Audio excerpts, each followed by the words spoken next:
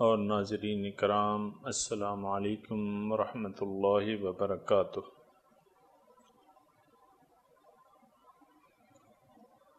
سورہ بقرہ آیت نمبر 254 سے شروع کریں گے۔ اعوذ باللہ من الشیطان الرجیم، بسم اللہ الرحمن الرحیم۔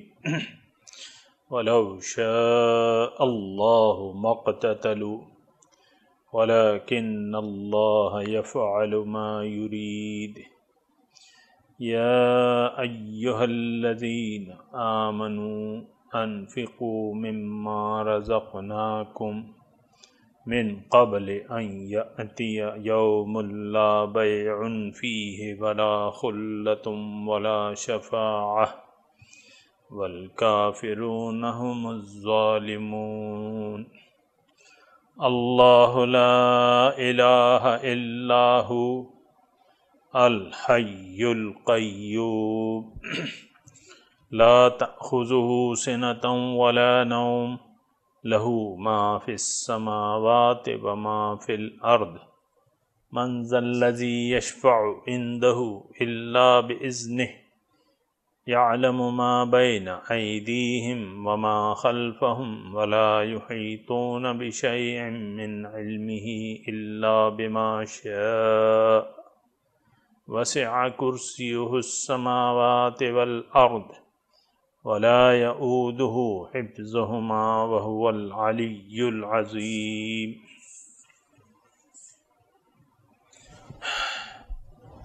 یا ایہا الذین آمنوا، اے ایمان والو، انفقوا خرچ کرو، مما رزقناکم جو میں نے تمہیں دیا ہے، من قبل ان یأتیا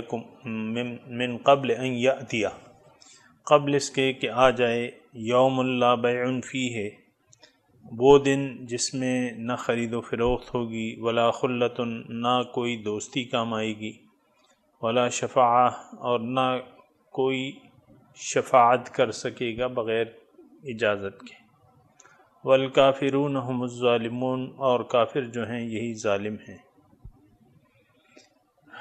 اللہ لا الہ الا ہو، اللہ وہ ذات ہے کہ جس کے سوا کوئی معبود نہیں، الحی القیوم وہ از خود زندہ ہے، القیوم سب اس کی وجہ سے زندہ ہے، سب کو تھامے ہوئے ہے۔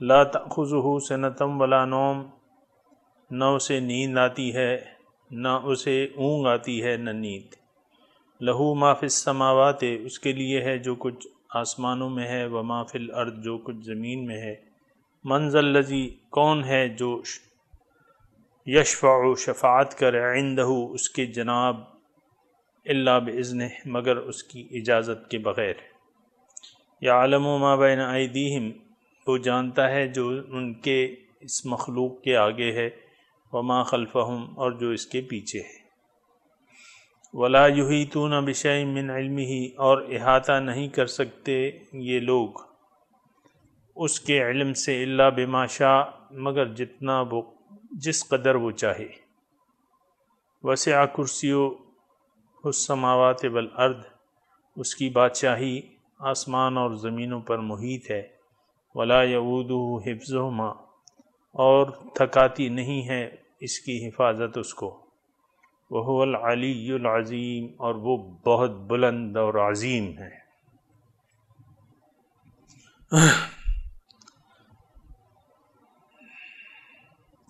سامعین اکرام، سب سے پہلے جو آیت ہے وہ انفاق کے بارے میں ہے، اور یہ جو مضامین شروع ہیں، اگر آپ ایک بنظر غائر اس کو دیکھیں ان مضامین کو، تو قتال فی سبیل اللہ کے مضامین ہیں اور اللہ کی راہ میں جنگ کرنے کے مضامین ہیں، وقاتلوا فی سبیل اللہ یعنی آپ دیکھیں کہ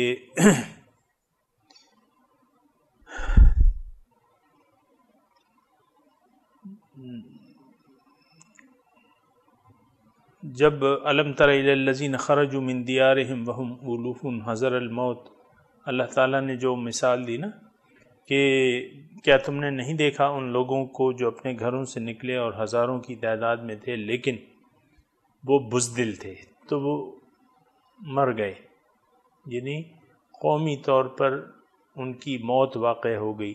پھر اس کے بعد کچھ نوجوان اٹھے یا اللہ تعالیٰ کے پیغمبروں نے جد و جہد کی، محنت کی اور ان کو زندہ کر دیا۔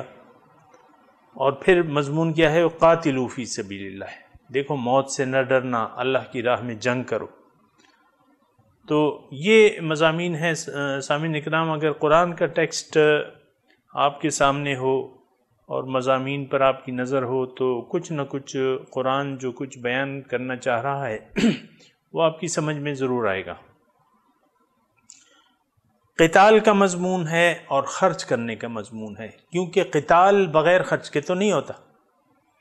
آپ نے قتال کرنا ہے، اللہ کے دشمنوں کے ساتھ جنگ لڑنی ہے تو اس کے لیے سرمایہ چاہیے، اس کے لیے تلواریں چاہیے پہلے زمانے میں، اور آج کے زمانے میں جو ہے وہ پھر آپ کو ہتھیار چاہیے، جدید ہتھیار چاہیے، کیونکہ اللہ کی دین کا غلبہ کرنا ہے، آپ نے اللہ کے بھجوائے ہوئے نظام کو دنیا میں نافذ کرنا ہے۔ لِيُظْهِرَهُ عَلَى الدِّينِ كُلِّهِ۔ سامعین کرام، یہ وہ حقیقت ہے جس سے ہم غافل ہیں، اور آپ کو تو میں نے کہا ہے کہ ہم لوگ سوئے ہوئے ہیں اس بارے میں، ہمیں اپنے فرائض کا کوئی علم نہیں ہے۔ تو افسوسناک بات ہے، اس کے سوا اور ہم کیا کہہ سکتے ہیں۔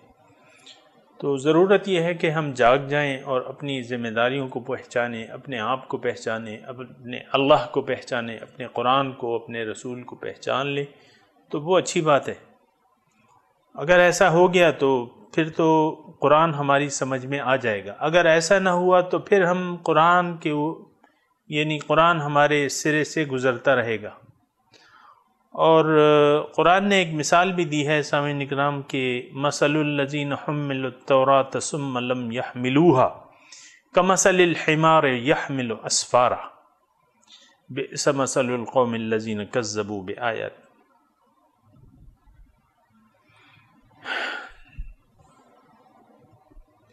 مثال ان لوگوں کی جنہوں کو مثل حمل التورات، جن کو تورات کا امین بنایا گیا، اس کی ذمہ داری اس کو دی گئی، اس کو نافذ کرنے کی، ثم لم يحملوها، انہوں نے اس کا حق ادا نہیں کیا، اس کو نہیں اٹھا سکے، وہ ذمہ داری وہ اٹھا نہ سکے، اس کو ضائع کر دیا۔ اور اس طرح ضائع کر دیا کمثل الحمار يحمل اسفارا، توریت کے ساتھ یہ سلوک کیا جیسے کہ ایک گدھا ہے، اس پر کتابیں لدی ہوئی ہیں۔ اب سامعین کرام، یہ بڑی اللہ تعالیٰ نے جو مثال دی ہے بڑی واضح ہے، اور گدھے پر اگر کتابیں لاد دی جائیں تو کیا اس کا کیا انجام ہے؟ کچھ بھی نہیں۔ گدھا ہے، وہ تو کچھ سمجھتا ہی نہیں ہے، نہ اس کی عقل ہے نہ شعور ہے۔ صم بکم عمی فہم لا یرجعون فہم لا یعقلون۔ تو تقریباً سامعین اکرام، ہم اہل کتاب کے نقش قدم پر چلتے ہوئے اس قرآن کو ہم بھول چکے ہیں، اور یہ قرآن ایک ایسا بوجھ بن گیا ہے ہم پہ جس کو اتارتے ہوئے بھی نہیں بنتی، یعنی اس سے ہم انکار بھی نہیں کر سکتے، اگرچہ عملاً صریح انکار کر رہے ہیں، عملی طور پہ، لیکن زبانی طور پہ اس کا انکار کر نہیں سکتے، کیونکہ اور کوئی دوسرا راستہ نہیں ہے۔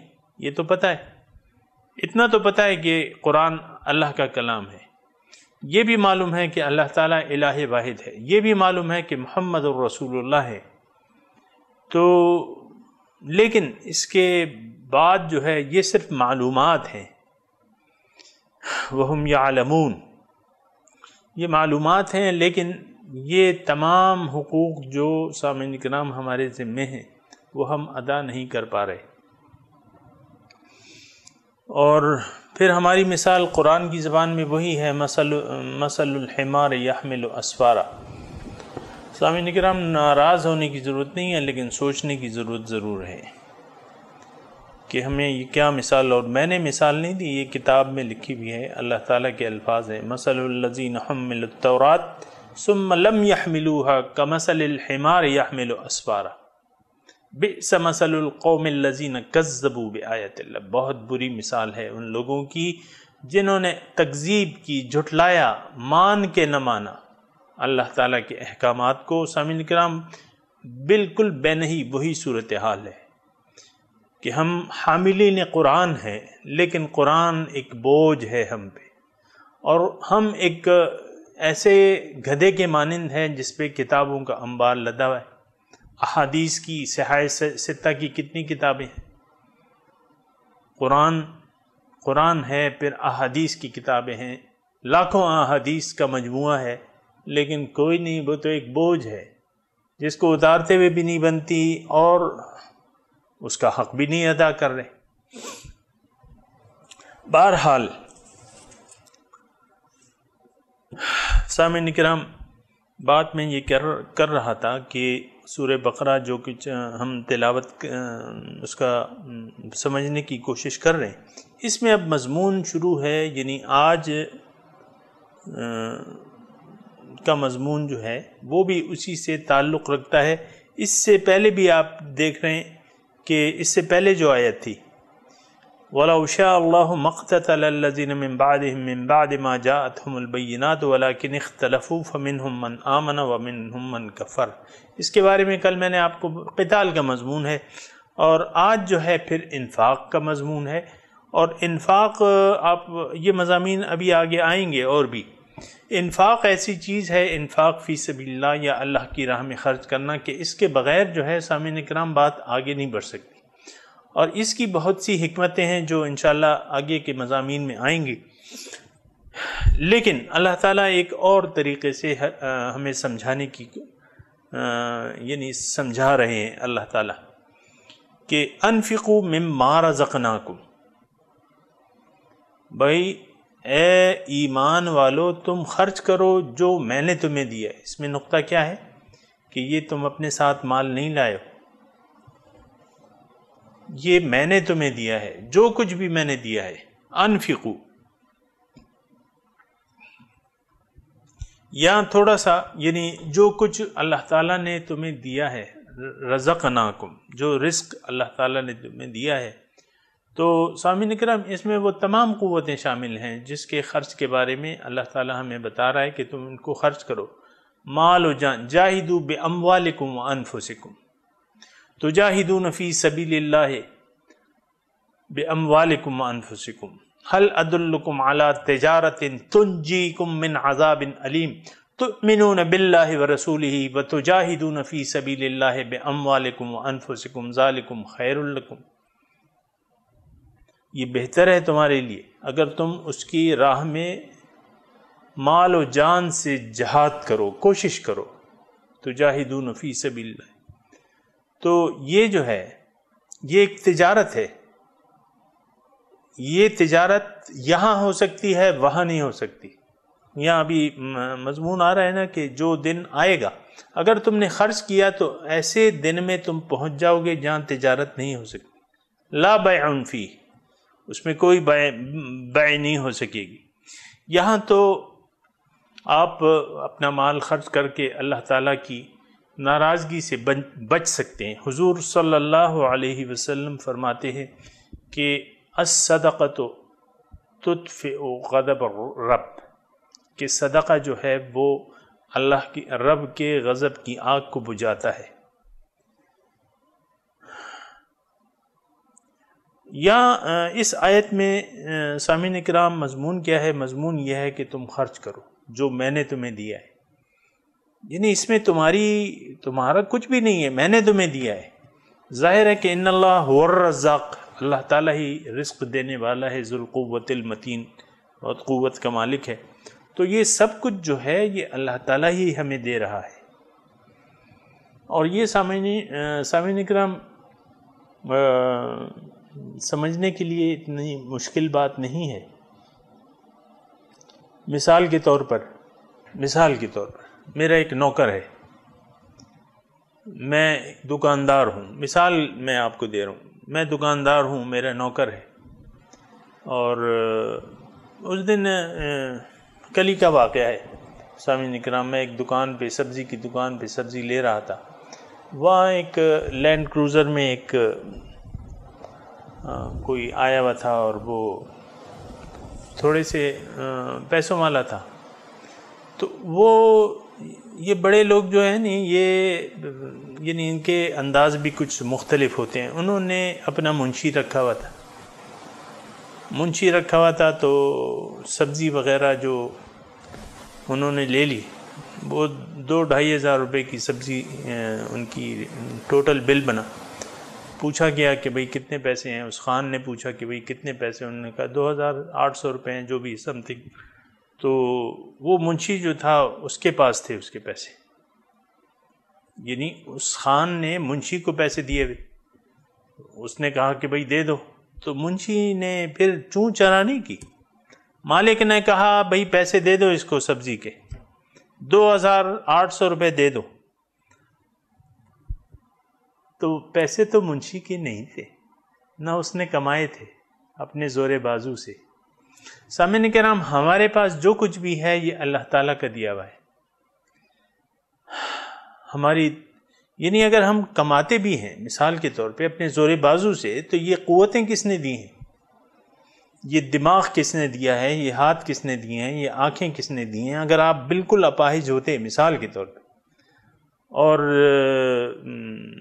فاتر العقل ہوتے، نہ عقل ہوتی آپ کے پاس، نہ ہاتھ ہوتے، نہ آنکھ، ویسے ہی تو آپ کما سکتے تھے؟ نہیں کما سکتے تھے۔ یہ ساری قوتیں تو اللہ تعالیٰ کی دی ہیں، ان قوتوں کو آپ نے استعمال کیا ہے، بالواسطہ یہ سب کچھ دیا ہوا آپ کا ہے، ان قوتوں کو استعمال کر کے سامعین کرام آپ کو کچھ پیسے ٹکے مل گئے، تو یہ نہ سمجھیں کہ یہ میں نے اپنے زور بازو سے کمائے۔ اور اگر ایسا کسی کی سوچ ایسی ہے تو یہ قارونی حامانی سوچ ہے، غالباً حامان تھا، نہیں قارون تھا، ان قارون من قوم موسیٰ۔ تو اس سے جب کہا گیا قارون سے وہ کہ بھئی وابتغ فیما آتاک اللہ الدار الآخرہ ولا تنس نصیبک من الدنیا، جو کچھ اللہ تعالیٰ نے آپ کو دیا ہے اس میں سے آپ دیں اور دنیا سے اپنا حصہ نہ بھولیں۔ قال انما اوتیتہ علی علم عندی، اس نے دعویٰ کر دیا کہ بھئی یہ تو اللہ تعالیٰ نے مجھے نہیں دیا، میں نے تو انما اوتیتہ علی علم، یہ تو میرا علم تھا، میری جوڑ توڑ تھی، میری سب کچھ محنت ہے، اس میں کسی کا کیا ہے، میرا ہے سب کچھ۔ یہ قارونی سوچ ہے سامعین کرام، ایسا نہیں ہے۔ اس کا نتیجہ پھر کیا ہوا، وہ اپنے خزانوں کے ساتھ جو ہے زمین میں اس کو دھنسا دیا گیا۔ تو یہاں فرما رہا ہے اللہ تعالیٰ کہ یا ایھا الذین آمنوا انفقوا مما رزقناکم، جو میں نے تمہیں دیا ہے، سب کچھ دیا ہوا سامعین کرام، ہمارے پاس کیا ہے؟ نہ ہمارے پاس اپنی ملکیت، ہماری کیا چیز ہے؟ نہ جان کے مالک ہے، نہ مال کے مالک ہے۔ تو یہ نقطہ ذہن میں ہونا چاہیے کہ ہمارا نہیں ہے۔ اس کا مطلب کیا ہے کہ جب مطالبہ ہو اللہ کی رضا کے مطابق پھر آپ خرچ کریں۔ اگر مطالبہ آ جائے اور ضرورت پڑ جائے، پھر یہ نہ دیکھیں کہ میں غریب ہو جاؤں گا یا میرے پاس کچھ نہیں رہے گا، لیکن اس وقت پھر آپ یعنی اپنی حیثیت کے مطابق جتنا مطالبہ ہو رہا ہے اس کو آپ خرچ کریں اللہ تعالیٰ کی راہ میں، اللہ تعالیٰ اور دے گا۔ ما انفقتم من شیء فہو یخلفہ، جو کچھ بھی تم خرچ کرو گے اللہ تعالیٰ اس کا قائم مقام تمہیں دے دے گا۔ مضمون آ رہے ہیں انفاق فی سبیل اللہ کے، من قبل ان یأتی یوم لا بیع فیہ، اس سے پہلے کہ وہ دن آ جائے جس میں کوئی خرید و فروخت نہیں ہو سکے گی۔ سامعین اکرام، یہاں تو خرید و فروخت ہو سکتی ہے۔ آج کا جو دن ہے، جو دنیا میں ہم رہ رہے ہیں آج، اور یہ بھی یاد رکھیں سامعین اکرام کہ ہم آج میں رہ رہے ہیں، کل جو ہے جہاں ہم رہیں گے اس کا نام کیا ہے؟ عالم آخرت۔ ابھی ہم عالم دنیا میں ہیں، عالم اسباب میں۔ عالم مادیات میں رہ رہے ہیں، اور یہ سارا وقت جو ہے یہ مہلت کا ہے۔ دوسری بات یہ ہے کہ یہاں خرید و فروخت ہو سکتی ہے، اللہ تعالیٰ سے بھی خرید و فروخت انسان کر سکتا ہے۔ اللہ تعالیٰ سے بھی خرید و فروخت ہو سکتی ہے، اور اللہ تعالیٰ نے کہا ہے کہ ان اللہ اشتری من المؤمنین انفسهم واموالهم بان لهم الجنہ، اللہ تعالیٰ نے خرید لیے ہیں مومنوں سے ان کے مال و جان، عوض میں ان کو جنت دی ہے۔ سامعین کرام، دنیا خرید و فروخت کی جگہ ہے۔ ان اللہ اشتری من المؤمنین انفسهم واموالهم بان لهم الجنہ، لیکن وہاں جو ہے وہاں پھر خرید و فروخت نہیں ہو سکتی۔ یہاں اگر آپ اللہ کی راہ میں دیں گے یا اللہ تعالیٰ کے ساتھ کچھ سودا کریں گے تو وہ سودا جو ہے مقبول ہو جائے گا اور اللہ تعالیٰ اس کا اجر دے گا آپ کو۔ لیکن اول وہاں جو دوسرا عالم ہے تو ایک تو بات یہ ہے کہ وہاں کچھ ہوگا نہیں ہمارے پاس۔ یہاں جو ہم دعوے کرتے ہیں نا میرے پاس اتنا پیسہ ہے اتنا پیسہ ہے، وہاں کچھ بھی نہیں ہوگا، وہ سارا پیسہ تو یہاں فنا ہو جائے گا، جو سونا چاندی جو ہم سب کچھ، تو وہاں ایک تو ہوگا کچھ نہیں۔ لیکن اللہ تعالیٰ نے فرمایا کہ وَلَوْ أَنَّ، اگر کسی کے پاس اس دن دینے کے لیے اتنا کچھ ہو، جو کچھ سارا دنیا میں ہے، وَمِثْلَهُ مَعَهُ لَافْتَدَتْ بِهِ، اور اس کے برابر اور بھی ہو، یعنی ساری دنیا اس کے برابر اور بھی، اور پھر یہ فدیے میں دینا چاہے یا کوئی تجارت کرنا چاہے کہ بھئی جرمانہ دے کہ میں چھوٹ جاؤں گا، تو ایسا وہاں ممکن نہیں ہے۔ یہ سامعین اکرام ذہن میں ہونا چاہیے کہ اول تو وہاں پیسے نہیں ہوں گے، اور مثال کے طور پر اگر کسی کے پاس ہوئے بھی تو وہ قبول نہیں کیے جائیں گے۔ جیسا کہ کھوٹا سکہ یا جعلی نوٹ آپ لے کے کہیں چلے جائیں تو اس کے تو وہ تو آپ سے قبول نہیں کیے جاتا۔ تو یوم لا بیع من قبل ان یأتی یوم لا بیع فیہ، اس میں کوئی خرید و فروخت نہیں ہوگی۔ آپ نہ جرمانہ دے سکیں گے، نہ فدیہ دے سکیں گے، اور فدیہ دے کے نہ اپنے آپ کو عذاب سے بچا سکیں گے۔ ولا خلۃ، نہ دوستی کام آئے گی ایسا دن، یعنی تم خرچ کرو من قبل ان یأتی یوم لا بیع فیہ ولا خلۃ، اس دن دوستی بھی کام نہیں آئے گی۔ یہاں تو دوستیاں کام آ جاتی ہیں سامعین اکرام، یہاں ایک ایسا نظام ہے کہ یہاں دوست جو ہے دوست کے کام آ جاتا ہے، سفارش کر دیتا ہے، یہ ہو جاتا ہے وہ ہو جاتا ہے۔ ولا شفاعت، سفارش بھی نہیں ہوگی، وہاں تو سب لوگ جو ہے ایک دوسرے کے دشمن ہوں گے۔ الاخلاء یومئذ بعضهم لبعض عدو، اخلاء وہاں بھی قلبی دوست، یہاں خلا خلیل دوست، تو لا خلت، وہاں کوئی خلت نہیں ہوگی۔ ولا شفاعہ، تو جو آیت میں نے آپ کو پڑھی کہ الاخلاء یومئذ بعضهم لبعض عدو، کہ اس دن جو ہے قلبی دوست جو ہے، جو یہاں قلبی دوست ہوگا وہ وہاں ایک دوسرے کے دشمن ہوں گے۔ ولا شفاعت، اور نہ کوئی کسی کی سفارش کر سکے گا، یعنی کوئی اختیاری کسی کے پاس نہیں ہوگا سفارش کا۔ ابھی آ رہا ہے کہ الا باذنہ، لیکن من ذا الذی یشفع عندہ الا باذنہ، یعنی سفارش اگر آپ نے یہاں کچھ ایسا سوچ رکھا ہے، بعض ہوتے ہیں سامعین اکرام ایسی سفارشوں پر بھروسہ کر کے گناہ کیے جاتے ہیں، تو یہ بہت غلط بات ہے، اور اس معاملے میں بہت محتاط رہنا چاہیے۔ اللہ تعالیٰ آپ سے ناراض ہے، سفارش کا اذن تو اللہ تعالیٰ دے گا، یہ ایک بات جو ہے یاد رکھیں، جو بھی سفارش کرے گا لیکن اللہ تعالیٰ اسے کہے گا کہ بھئی اس شخص کے لیے تم سفارش کرو، اور اتنی اس کام کے بارے میں اور اتنی سفارش کرو۔ یہ جو نقاط ہیں یہ ہم سے بعض وقت بھول جاتے ہیں۔ اللہ تعالیٰ اگر راضی ہو کسی کے بارے میں، اور تو پھر وہ کسی کو اجازت دے گا، الا باذنہ، اجازت دے گا کہ بھئی تم اس کے بارے میں فلاں کام جو اس نے کیا تھا اس کے بارے میں تم اتنی سفارش کر سکتے ہو. تو ولا شفاعہ یعنی اللہ تعالیٰ کو اگر سامعین کرام ہم نے ناراض کر دیا کسی کی بھی وجہ سے اور کچھ بھروسے پہ کہ بھئی یہ پیر صاحب جو ہیں میری سفارش کریں گے اور اللہ تعالیٰ کو آپ ناراض کیے جا رہے ہیں، تو ایسا نہیں ہو سکتا کہ پیر صاحب جو ہیں وہ بغیر اللہ تعالیٰ کے اذن کے آپ کی سفارش کر دیں. آپ کو اللہ تعالیٰ یعنی اللہ تعالیٰ ٹھیک ہے اگر کوئی گناہگار ہے، لیکن پھر بھی گناہگار یہ اس وقت میرا موضوع نہیں ہے کہ سفارش کن کن کی ہوگی اور کون کون کرے گا، لیکن میں صرف یہ کہہ رہا ہوں یہاں کے مضمون کی شفاعت ہوگی لیکن اذن کے ساتھ ہوگی، اور جب اللہ تعالیٰ راضی ہوگا تو تب ہوگی. تو یہاں اللہ تعالیٰ کو راضی کرنے کی کوشش کرنی چاہیے. تو اس کے لیے اللہ تعالیٰ سامعین کرام یہ ذہن میں رکھیں کہ یہ اللہ تعالیٰ کیوں فرما رہا ہے کہ بھئی وہ اس سے پہلے خرچ کرو، یعنی خرچ کرنے کے بارے میں زور دیا جا رہا ہے، تم خرچ کرو. انسان جو ہے آپ کو میں نے بتایا کہ انسان یعنی جو نفس ہے یہ بخیل ہے. وَأُحْزِرَتِ الْأَنفُسُ الشُّحَّ، نفس کو یہ بخل جو ہے یہ پلایا گیا ہے. اس کی اپنی وجوہات ہیں اور حکمتیں ہیں.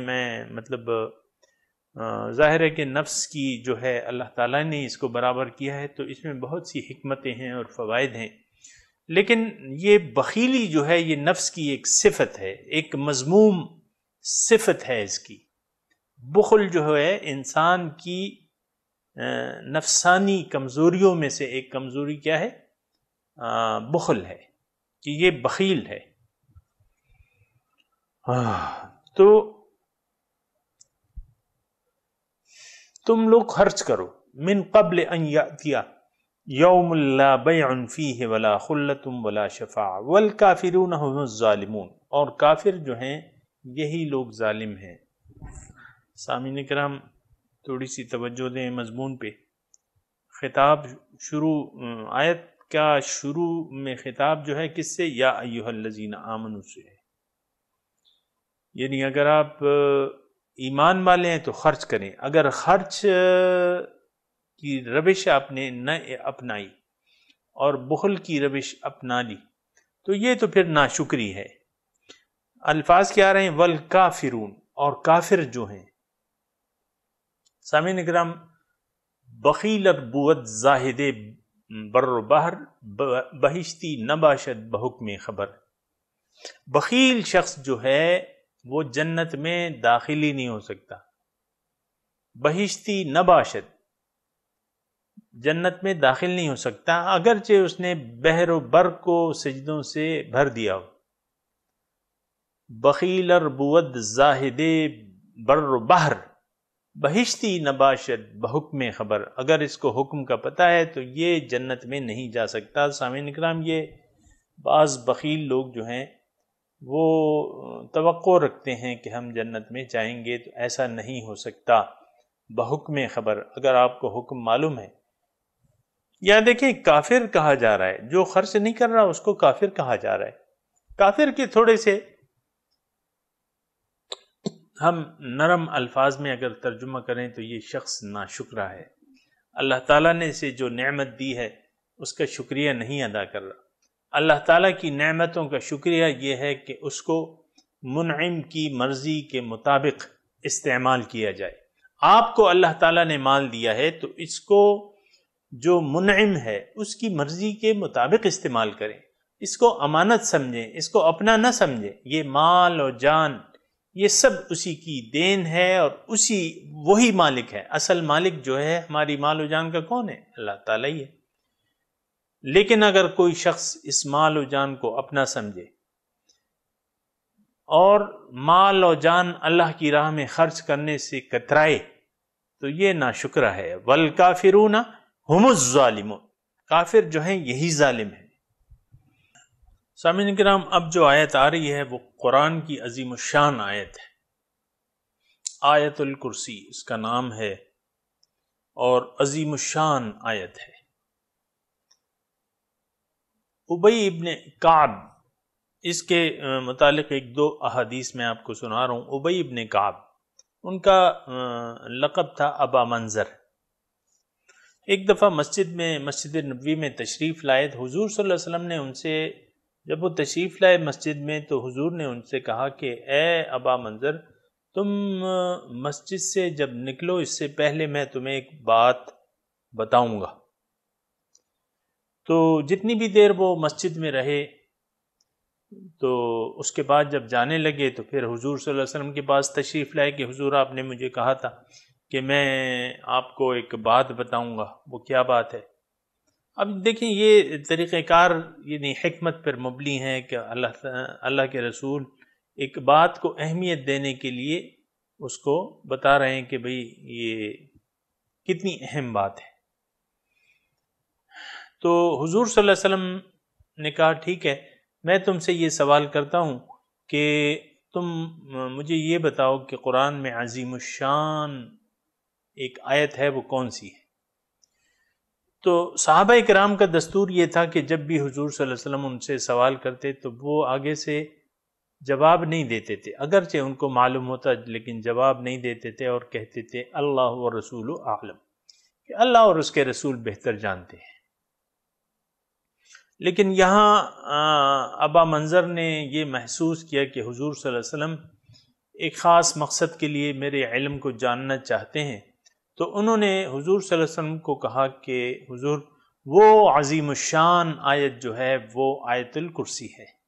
حضور صلی اللہ علیہ وسلم بڑے خوش ہوئے کہ مبارک ہو تمہارا یہ علم، اور بالکل ٹھیک تم نے جواب دیا کہ قرآن میں عظیم الشان آیت جو ہے وہ آیت الکرسی ہے۔ تو ایک یہ سامعین کرام حدیث ہو گئی اس کے فضائل کے بارے میں کہ قرآن کی عظیم الشان آیت ہے، اور اتنا بھی چلتے چلتے میں بتا دوں کہ عظیم الشان آیت سے مراد یہ ہے کہ اس کی اہمیت اتنی زیادہ ہے، ورنہ یعنی مقدار کے حساب سے قرآن کی یہ آیت، اس سے بڑی ایک آیت اور بھی ہے جو کہ وہ سورہ بقرہ میں آگے آئے گی، اذا تداینتم بدین الی اجل مسمى فاکتبوہ، وہ سب سے طویل آیت ہے، لیکن یہ آیت جو ہے یہ عظیم الشان آیت ہے، اگرچہ سب سے بڑی آیت نہیں ہے لیکن عظیم الشان آیت ہے، آیت الکرسی۔ اور ایک اور حدیث کا مفہوم یہ ہے کہ حضرت ابو ہریرہ، مدنی دور کا واقعہ ہے مسجد نبوی کا، کہ وہاں اصحاب صفہ تھے اور حضور صلی اللہ علیہ وسلم کی یعنی صرف تعلیم کے لیے وہاں ٹھہرے ہوئے تھے، 72-73 تقریباً تعداد تھی اصحاب صفہ کی، ان میں ایک جو تھے حضرت ابو ہریرہ رضی اللہ تعالیٰ عنہ بھی تھے۔ تو حضور نے ایک مرتبہ رمضان کا جو صدقہ فطر وغیرہ جو بھی ہوتا ہے یہ مسجد میں آیا ہوا تھا، اور حضور صلی اللہ علیہ وسلم نے حضرت ابو ہریرہ کی ڈیوٹی لگائی کہ اے ابو ہریرہ، یہ مال آیا ہے، اس کی تم حفاظت جو ہے تمہارے ذمہ ہے رات کو۔ تو حضرت ابو ہریرہ جو ہے وہ یعنی انہوں نے وہ رات جو ہے جاگ کے گزاری۔ رات کے ایک پہر میں ایک شخص آیا اور اس سے اپنی کھجوریں تھیں یا گندم تھی جو بھی تھی اس سے اپنی جھولیاں بھرنے لگا۔ تو حضرت ابو ہریرہ نے اس کو پکڑ لیا اور کہا کہ یہ کیا کر رہے ہو، یہ تو امانت ہے اور تم اس میں خیانت کر رہے ہو۔ تو وہ آدمی لگا فریاد کرنے کہ آپ مجھے چھوڑ دیں، میں بہت غریب ہوں، میرے بال بچے ہیں، کھانے کے لیے کچھ نہیں ہے، مجھے چھوڑ دیں۔ اور یعنی ان کا ارادہ یہ تھا کہ میں ان کو پکڑ کے باندھ کے رکھوں گا، صبح میں حضور صلی اللہ علیہ وسلم کے سامنے پیش کروں گا۔ تو انہوں نے جب فریاد کی تو ان کا دل جو ہے پسیج گیا، تو وہ کچھ لے جا تو نہ سکے، لیکن ابو ہریرہ نے ان کو جانے دیا کہ چلو۔ صبح جو ہے وہ حضور صلی اللہ علیہ وسلم نے حضرت ابو ہریرہ سے پوچھا کہ ابو ہریرہ، تمہارا وہ چور کو کیا ہوا؟ یعنی بجائے اس کے کہ حضرت ابو ہریرہ رپورٹ دیتے، حضور نے ان کو بتایا کہ بھئی، پوچھنے لگے کہ بھئی کیا ہوا وہ؟ تو انہوں نے پھر بتا دیا کہ حضور اس طرح ایک آدمی آیا تھا اور فریاد کرنے لگا، میں نے اس کو چھوڑ دیا۔ تو حضور نے کہا کہ ابو ہریرہ رات کو تم ہوشیار رہنا، وہ پھر آئے گا۔ تو حضور صلی اللہ علیہ وسلم کی بات تو سچی تھی، دوسری رات پھر وہ آدمی آ گیا اور اپنی وہ جھولی جو ہے وہ سامان سے بھرنے لگا۔ ابو ہریرہ نے اس کو پکڑ لیا کہ آج تو میں تمہیں نہیں چھوڑوں گا۔ وہ پھر فریاد کرنے لگا، رونے لگا، یہ وہ منت زاری۔ تو حضرت ابو ہریرہ کا دل جو ہے وہ پھر پسیج گیا، اس کو چھوڑ دیا کہ جاؤ بھائی، پھر نہ آنا۔ میں کہا اچھا، پھر نہیں آؤں گا۔ تو صبح جب ہوئی نماز کے بعد حضور صلی اللہ علیہ وسلم نے ان سے پوچھا کہ ابو ہریرہ تمہارا کیا حال ہوا؟ وہ چور جو آیا تھا وہ کہاں ہے؟ تو حضرت ابو ہریرہ نے ان کو جواب دیا کہ حضور وہ آئے تو تھا، لیکن وہ پھر میری منت سماجت کر کے اپنی جان کو چھڑا کے لے گیا، اور یہ وعدہ کیا ہے کہ پھر میں نہیں آؤں گا، میں نے اس کو چھوڑ دیا۔ تو حضور صلی اللہ علیہ وسلم نے دوبارہ حضرت ابو ہریرہ کو کہا کہ دیکھو خبردار، وہ پھر آئے گا۔ تیسری رات جب وہ آدمی آیا اور اپنی جھولی وغیرہ جو صدقات تھے اسے بھرنے لگا، ابو ہریرہ نے اس کو پکڑ لیا اور کہا کہ آج تو میں تمہیں نہیں جانے دوں گا، تم بار بار وعدہ خلافی کرتے ہو، میں تمہیں پکڑتا ہوں، تم منت کرتے ہو، پھر دوبارہ نہ آنے کا کہتے ہو، پھر آگے چوری کرنے لگتے ہو، آج تو میں نے تمہیں نہیں چھوڑنا۔ اس نے پھر منتیں شروع کر دی، تو انہوں نے کہا نہیں، آج میں نے تمہیں نہیں چھوڑنا۔ انہوں نے کہا دیکھو، اگر میں تمہیں ایک خاص بات بتا دوں۔ انہوں نے کہا وہ کیا بات ہے؟ تو اس چور نے اس کو حضرت ابو ہریرہ کو کہا کہ دیکھو، تم جب رات کو سونے لگو تو ایک مرتبہ سورہ فاتحہ پڑھ لو، تو یہ صبح تک تمہارے حفاظت کے لیے کافی ہوگی۔ یعنی اللہ تعالیٰ کی طرف سے فرشتے آ کر تمہاری صبح تک حفاظت کریں گے، ایک مرتبہ اگر تم اسے پڑھ لو۔ تو حضرت ابو ہریرہ جو تھے بڑے خوش ہو گئے۔ تو اس بنا پہ وہ حضرت ابو ہریرہ نے ان کو چھوڑ دیا۔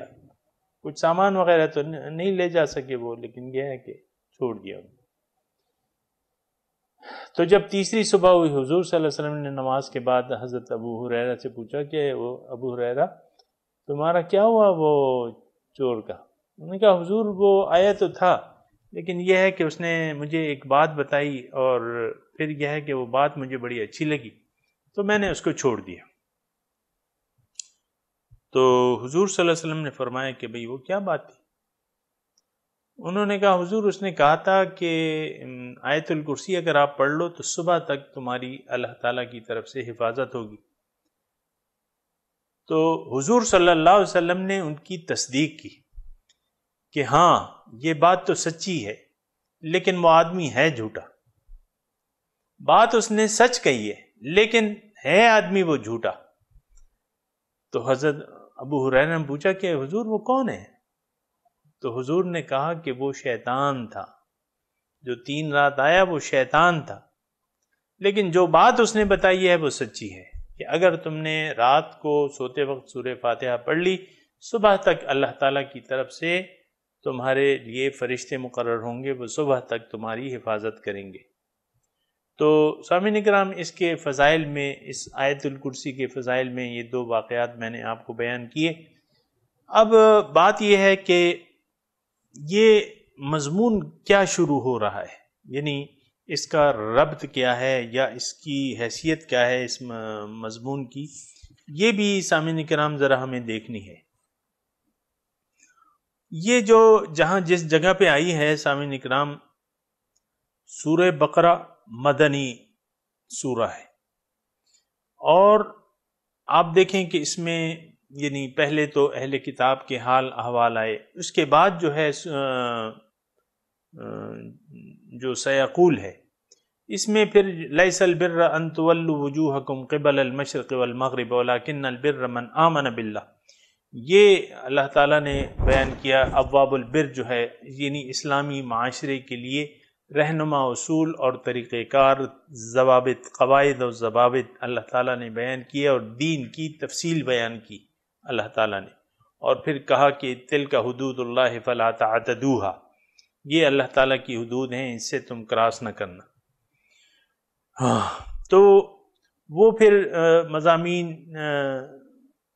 یعنی اس کے آخر میں پھر آپ نے دیکھا کہ الم تر الی الذین خرجوا من دیارہم وہم الوف حذر الموت، کہ تم نے ان کو نہیں دیکھا کہ جو ہزاروں کی تعداد میں تھے، موت کا ڈر تھا انہیں۔ پھر وقاتلوا فی سبیل اللہ، اللہ کی راہ میں قتال کرو، جنگ کرو مسلمانوں کو، یعنی سامعین اکرام۔ اچھا پھر آپ دیکھیں کہ قتال کا اور انفاق کا مضمون چلا آ رہا ہے۔ یہ تیسری یعنی انفاق جو ہے، پہلے یسألونک ما ينفقون قل ما انفقتم من خیر فللوالدین والاقربین والیتامى والمساکین وابن السبیل، پھر یسألونک ماذا ينفقون قل العفو، پھر چوتھی جگہ ابھی ہم نے پڑھا تھا کہ من ذا الذی یقرض اللہ قرضا حسنا، کون ہے جو اللہ تعالیٰ کو قرض حسن دے۔ اور پھر ابھی چوتھی مرتبہ آپ نے یہ سنا کہ یا ایھا الذین آمنوا انفقوا مما رزقناکم من قبل ان یأتی یوم لا بیع فیہ ولا خلۃ ولا شفاعۃ والکافرون هم الظالمون، یہ چوتھی مرتبہ، یعنی انفاق اور قتال۔ وہ حالات ہی ایسے تھے، یعنی انفاق کے اور قتال کے حالات تھے۔ آپ دیکھیں یعنی اس وقت سے جب قتال شروع ہوا ہے تو وہ پھر رکا نہیں ہے۔ اللہ کی راہ میں جو قتال ہے، جہاد ہے، قتال ہے، وہ جب شروع ہوا ہے تو وہ پھر رکا نہیں ہے۔ سامعین کرام، ابھی صورتحال ایسی ہے، یعنی جب تک مسلمان قوم اچھی طرح غلام نہ بنا لی گئی تو وہ قتال جو ہے وہ جاری رہا۔ تو اس کی میں تاریخ کی تفصیل میں نہیں کر رہا، لیکن وہ قتال جو ہے جاری رہنا چاہیے۔ الجہاد ماضٍ الی یوم القیامہ، جہاد جو ہے یوم قیامت تک جاری رہے گا، اس کی اپنی وجوہات ہیں۔ تو یہ مضمون یعنی قتال کا، انفاق کا، اور قتال کا، انفاق کا۔ اب جو ہے سامعین کرام، آیت جو ہے یعنی آہستہ آہستہ آگے اس کے مضامین جو ہیں آگے بڑھ رہے ہیں، اور اب اسلامی معاشرے کو یعنی قتال کے احکامات دے دیے، انفاق کے، اور پھر بھی آئیں گے۔ لیکن یہ جو زیر نظر آیت ہے کہ اللہ لا الہ الا ہو، العظیم الشان آیت اس کو کہا گیا ہے، عظیم الشان آیت، یہ ہے کیا چیز؟ اس کے بعد جو مضامین ہیں ان کی کیا حیثیت ہے قرآن میں؟ ان کی حیثیت سامعین اکرام اسلام کا منشور اس میں پیش کیا جا رہا ہے۔ یعنی اب ظاہر ہے کہ قتال کے احکامات آ رہے ہیں، آپ نے جانا ہے اور دین جو ہے اوروں کے سامنے پیش کرنا ہے۔ اگر وہ اس کو مان لیں تو ٹھیک ہے، ان کو چھوڑ دینا ہے، وہ آپ کے مسلمان بھائی ہیں۔ نہیں مانے، ذمہ بن کے رہیں، اور اگر وہ بھی نہ کریں تو پھر ان کا فیصلہ جو ہے تلوار سے ہوگا۔ تو اب یعنی ایک جماعت بن گئی، توجہ رہے سامعین اکرام، ایک جماعت بن گئی مدینے میں، مسلمان آ کے ایک جماعت کی شکل اختیار کر گئے۔ اب قتال کی اللہ تعالیٰ نے اجازت دے دی، قاتلوا فی سبیل اللہ، اللہ کی راہ میں قتال کرو، اجازت ہے تمہیں۔ اذن للذین یقاتلون اذن للذین آمنوا، اس طرح کی آیت ہے کہ جن پر ظلم ہوا ان کو اللہ تعالیٰ نے قتال کی اجازت دے دی۔ وَإِنَّ اللَّهَ عَلَىٰ نَصْرِهِمْ لَقَدِيرٌ، اس طرح کی آیت ہے۔ تو یہ قتال اور انفاق فی سبیل اللہ، اب مسلمانوں نے آگے بڑھنا ہے، اس دین کو دیگر ادیان پر غالب کرنا ہے، اللہ تعالیٰ کی نصرت کے ساتھ، قتال کے ساتھ، جہاد کے ساتھ، انفاق فی سبیل اللہ کے ساتھ دین کو غالب کرنا ہے، کیونکہ اللہ تعالیٰ کا تو پروگرام ہی یہی ہے کہ هو الذی ارسل رسولہ بالہدی ودین الحق لیظہرہ علی الدین کلہ.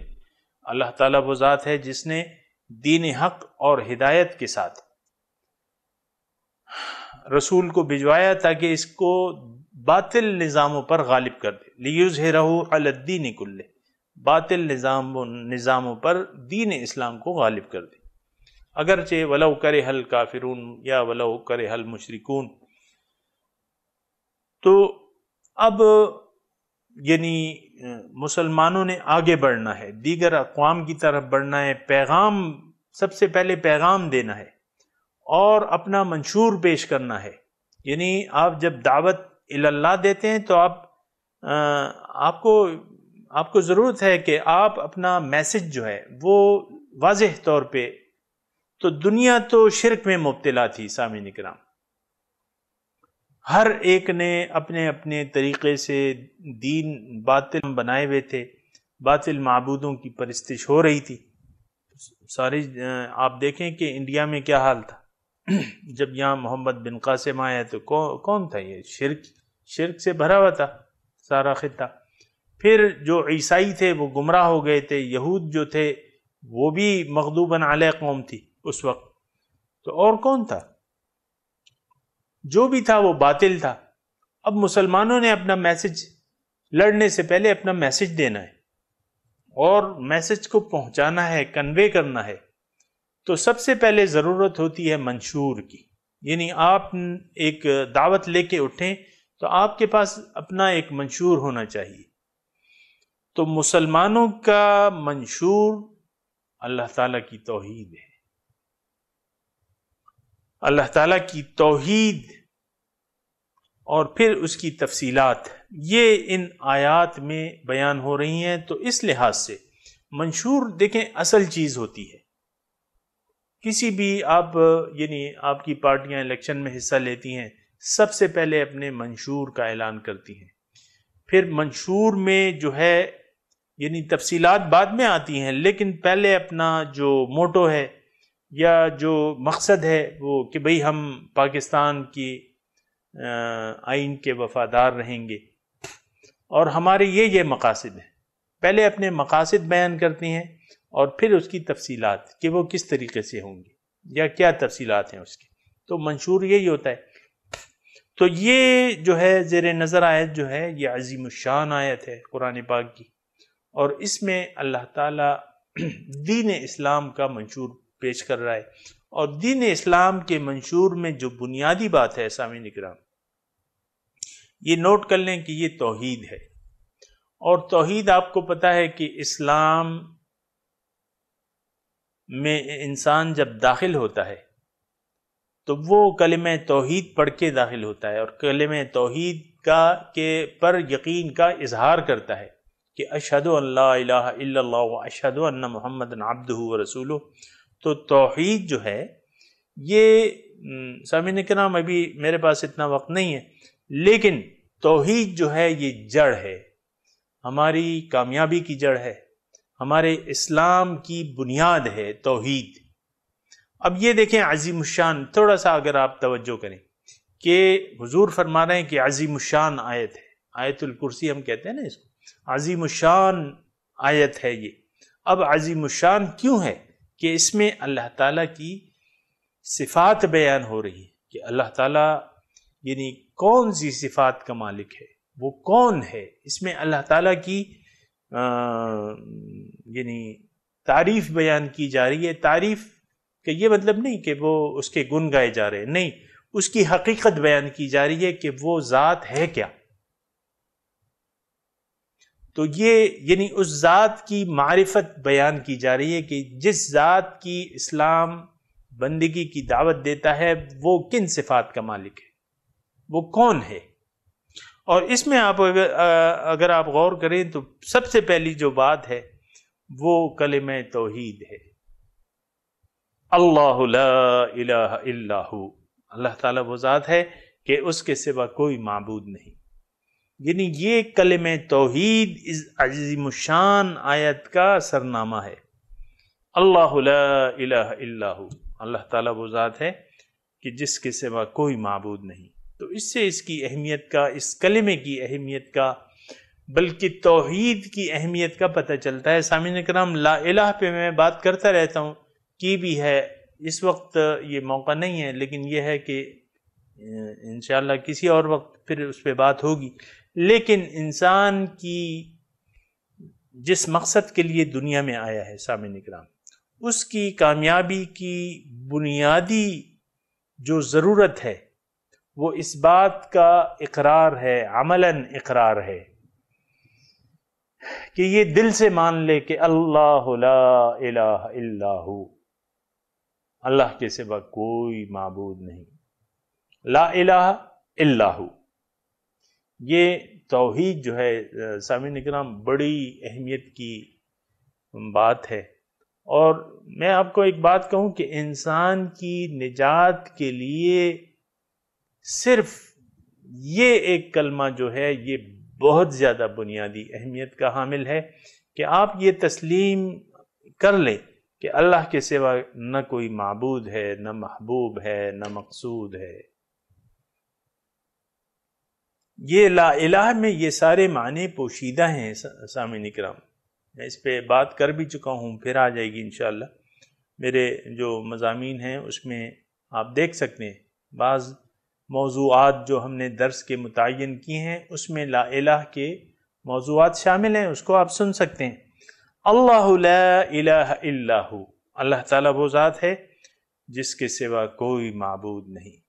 تو یہ ایک بنیادی ایک کلمہ ہے سامعین کرام، پھر تو اور تفصیلات ہیں اس ذات کے مطابق، لیکن ہمیں کس چیز کی ضرورت ہے؟ تو سب سے پہلے وہ بات بیان کی جا رہی ہے، اللہ تعالیٰ کو کسی کی عبادت کی کوئی ضرورت نہیں ہے، یہ تو ہم مانتے ہیں سامعین کرام۔ اللہ کو کسی کی عبادت کی قطعاً کوئی ضرورت نہیں ہے، انہ حمید مجید۔ اللہ تعالیٰ تو تعریف شدہ ہے، اس کو تو لغنی عن العالمین، تمام عالم سے بے نیاز ہے۔ لیکن اس کی ضرورت ہمیں ہے کہ اللہ تعالیٰ کو ہم الہ واحد تسلیم کر لیں، یعنی اس کلمے کی ضرورت ہمیں ہے سامعین کرام، اور یہ ایک واحد ذریعہ ہے جنت میں دخول کا۔ من قال لا الہ الا اللہ فقد دخل الجنہ، جس نے کہہ دیا کہ لا الہ الا اللہ جنت میں داخل ہوگا۔ وَاعْبُدُوا اللَّهَ وَلَا تُشْرِكُوا بِهِ شَيْئًا، اللہ کی بندگی کرو اور اس کے ساتھ کسی کو بھی شریک نہ کرو، نہ محبت میں نہ اطاعت میں، کسی کو بھی شریک نہ کرو، سب سے زیادہ محبت اس سے کرو اور اطاعت صرف اسی کی کرو۔ تو اللہ لا الہ الا ہو، یہ سامعین کرام بڑا نوٹ کرنے کا نقطہ ہے کہ دیکھیں عظیم الشان آیت، جس کی میں نے آپ کو وضاحت کی، آیت الکرسی، عظیم الشان آیت، اس میں جو پہلی بات ہو رہی ہے وہ توحید کی ہو رہی ہے۔ پھر تو اس کے بعد صفات ہیں کہ الحی القیوم لا تأخذہ سنۃ ولا نوم، یہ تو پھر صفات ہیں۔ لیکن ہماری کامیابی کے لیے سامعین کرام یہ بات نوٹ کر لیں کہ لا الہ جو ہے، اگر ہم نے اپنی زندگی میں کامیاب ہونا ہے، زندگی کے مقصد میں کامیاب ہونا ہے، تو یہ کلمہ ہم نے دل و جان سے پڑھنا ہوگا، اس پر یقین کرنا ہوگا اور لا الہ پر عمل کر کے دکھانا ہوگا۔ چمی گویم مسلمانم بلرزم کے دانم مشکلات لا الہ را، کہ جب میں کہتا ہوں کہ میں مسلمان ہوں میں لرز جاتا ہوں کہ مجھے پتا ہے کہ لا الہ میں کیا مشکلات ہیں۔ سامعین اکرام، مشکلات تو ہوتی ہیں، لیکن ہر مشکل اس وقت آسان ہو جاتی ہے جب مقصود بہت بلند ہو۔ سامعین اکرام، یہ نقطہ نوٹ کرنے کا ہے۔ مشکل ٹھیک ہے کہ دانم مشکلات لا الہ را، کہ مجھے پتا ہے مشکل اس وقت ہوتی ہے جب آپ کی کوئی اس مقصد سے دلچسپی نہ ہو، تو وہ کام بڑا مشکل لگتا ہے آپ کو۔ اللہ اکبر، تھوڑا نوٹ کر لیں اس نقطے کو۔ مشکل، ہر کام مشکل ہو جاتا ہے اس وقت جب کہ وہ مقصد آپ حاصل نہ کرنا چاہیں. میڈیکل کی کتابیں اتنی موٹی موٹی کتابیں اور مشکل، لیکن جس کو پتا ہے کہ میں نے ڈاکٹر بن کے جو ہے وہ پھر میری فیس جو ہے 10 منٹ کی فیس جو ہے وہ 500 روپے ہوگی، 600 روپے ہوگی، اور دن میں 100 مریض دیکھوں گا تو 500 تو 50,000 روپے ہو گئے. یہ سارے خواب ہیں جو ہم دیکھتے ہیں، اور اللہ تعالیٰ دیتا بھی ہے بعض لوگوں کو. تو پھر جو ہے بہت آسان ہو جاتا ہے. میڈیکل MBBS کر لیا، پھر FRCS کر لیا، FCPS کر لیا، کیا کیا کہاں کہاں تک پہنچ گئے، گولڈ میڈل لے لیا، اتنی محنت کی. کیوں کہ ان کو پتا ہے کہ بھئی میرا تو بڑا اچھا مستقبل بن جائے گا، بڑی گھوٹی ہوگی، بڑی نئی نویلی گاڑیاں ہوں گی، میں اس میں پھروں گا اور لوگ جو ہیں وہ گھنٹوں میرا انتظار کریں گے.